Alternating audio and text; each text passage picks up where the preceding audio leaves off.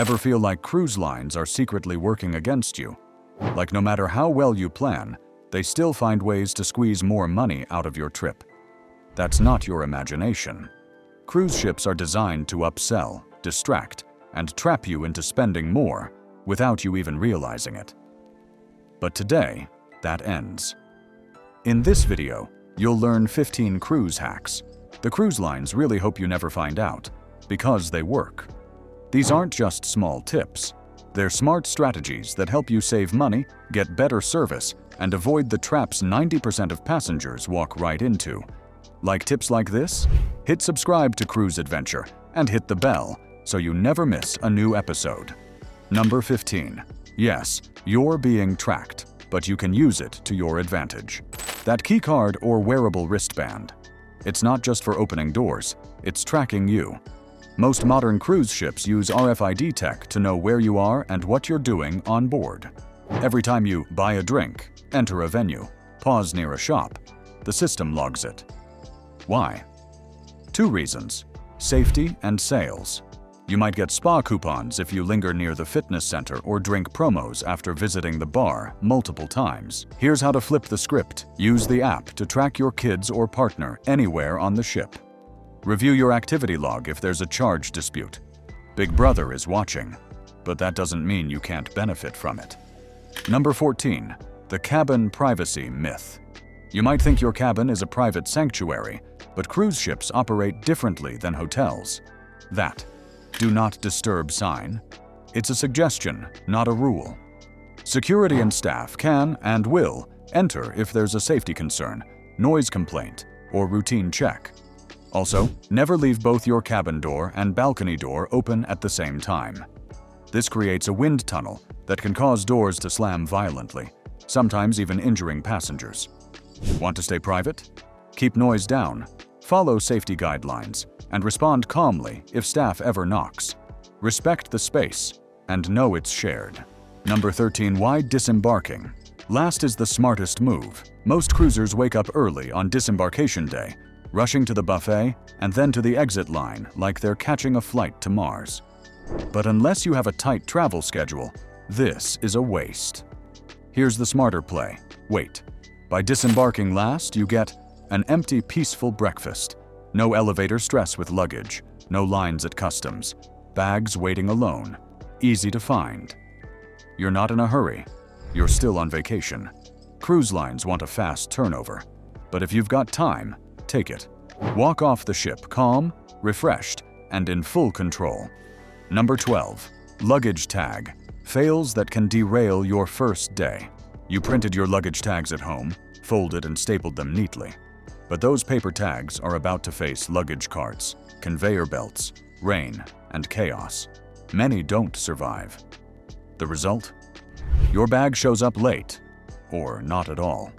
Fix it, fast. Use plastic tag holders, or reinforce your paper tags with clear packing tape on both sides. Pro tip: always put a copy of your name, phone number, and cabin number inside your bag. That way, even if the outside tag vanishes, the crew can still get it to you. It's a 5-minute fix that could save your entire embarkation day. Number 11. The drink of the day trap. That neon-colored cocktail with the umbrella and catchy name? It's usually made with the cheapest liquor on board and sugar-packed mixers, and costs as much as a premium drink. It may be part of your drink package, but that just means you're burning value on something that costs the cruise line $1.50 to make. Here's how to drink smarter. Ask what's actually in the drink. Stick to classics like mojitos, margaritas, or a whiskey sour. Befriend the bartender early. Ask what's fresh or off-menu. They'll often steer you to better pours. Don't let a cute name fool you. Order drinks worth your money, or your drink package credit. Number 10. The photo scam and how to outsmart it. You know the drill. You're walking into dinner or disembarking at a port, and suddenly, flash, the ship's photographer is snapping pics you didn't ask for. Later, you'll see those awkward photos priced at $25 plus each in the gallery. Digital version? Extra fee. Want the whole package? Get ready to drop serious cash. Here's the move. Skip the scam and take your own. Most of the scenic backdrops are in public areas. Bring a smartphone with portrait mode and ask another guest or crew member to snap a few shots. You'll get more natural poses, better lighting, and best of all, it's free. Cruise memories should be captured, not overpriced. Number 9. Quiet cabin locations. Cruise lines won't tell you about. The wrong cabin can ruin your cruise. It might look perfect on the map, but if it's below the pool deck, above a nightclub, or next to a crew access door, you're in for a loud surprise. Here's what to avoid. Directly under the buffet or gym, right above nightclubs, theaters, or lounges, next to elevators, ice machines, or crew entrances. Instead, aim for cabins that are sandwiched between two passenger decks, located midship for less motion and foot traffic. Bonus: call the cruise line before booking and ask which decks are the quietest. They won't advertise it, but they'll usually tell you if you ask. Better sleep is better cruise. Number 8. Peephole privacy fix you didn't know you needed. Most people never think twice about the peephole on their cabin door, but they should. Under certain lighting conditions, someone standing in the hallway can actually see into your room. It's rare, but it happens, and it's incredibly easy to prevent. Just bring a sticky note, small bandage, or sliding peephole cover and stick it over the hole the moment you arrive. Problem solved. Want extra peace of mind? Pack a portable door lock or wedge. These small tools keep the door from opening from the outside, even with a key card. Great for solo travelers or families. Your cabin should feel like home. A few small items can make a big difference in privacy. Number 7. Hidden dining gems that don't cost extra. The cruise line wants you to believe you only have two choices, the buffet or the main dining room. But seasoned cruisers know there's a secret third option: free hidden gems scattered across the ship. Some of the best food is found in poolside grills offering burgers, tacos, and fries, made-to-order pasta bars with fresh ingredients, late-night pizza counters that stay open well past midnight, room service breakfasts, often free if you stick to basics like pastries, coffee, and fruit. The trick: explore on day one. Many of these gems aren't advertised, and the average cruiser never finds them. And if you want a little secret tip, ask the crew where they eat on break. They'll steer you to the freshest, quietest options every time. Number 6. Best times to eat and avoid the chaos. Cruise ships operate on tight dining schedules. If you show up during peak times, you're in for long waits, crowded spaces, and food that's been sitting under heat lamps a little too long. Here's how to eat smarter. Breakfast. Arrive between 7 and 8 a.m. Early risers are done, and the late sleepers haven't shown up yet. Lunch. Aim for 12 p.m. sharp, or after 1:30 p.m. You'll skip the mid-cruise rush. Dinner. Get there right at opening, or wait until after 8 p.m. Families and big groups tend to eat around 6:30 to 7:30 p.m. Want next-level food? Watch where the crew eats. They know which stations get the fresh batches first. By adjusting your meal times, you get hotter, fresher food and a more relaxed experience. No fighting for the last bread roll. Number 5. The Embarkation Day Buffet Trap. You've finally boarded. What does everyone do next? They rush to the buffet like it's a Black Friday sale. Bad idea. Most embarkation buffets are full of reheated food, wilting salads, and chaotic crowds. It's the least enjoyable meal of the cruise, and usually your first impression. Instead, take a smarter route. Drop off your carry-on in your cabin, or stash it if rooms aren't open yet. Check your cruise app, or ask a crew member if the main dining room is open. Many offer a quiet, sit-down lunch on day one. Look for casual venues like poolside grills, pizza stations, or specialty dining with discounted embarkation deals. Start your cruise with calm and fresh food, not rubbery chicken under a heat lamp. Number 4. The interior cabin trap and how to beat it. Interior cabins are tempting. Lowest price on the ship, and you're hardly in the room anyway, right? But here's what they don't tell you.